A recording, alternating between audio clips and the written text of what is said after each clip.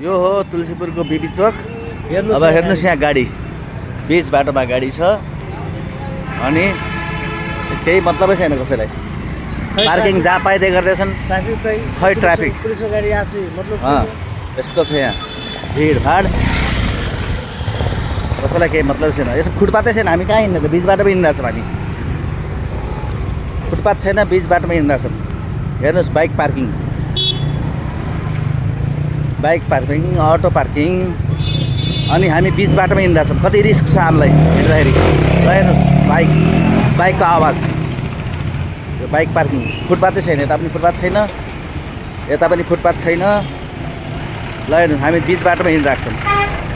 बीच बाटोमा हिँड्दाखेरि हामीलाई कति डर हुन्छ पछाडिबाट गाडीले हानिदिने हो कि अगाडिबाट आएर हानिदिने हो कि। पार्किङ छैन यहाँ कहीँ पनि पार्किङ छैन। यसरी मान्छेले फुटपाथमा सामान राख्छन् यसरी सामान राखिराख्छन्। ल हेर्नुहोस् अब फुटपाथ कहाँ छ भन्नु हामी बीच बाटोमा हिँडिरहेको छौँ।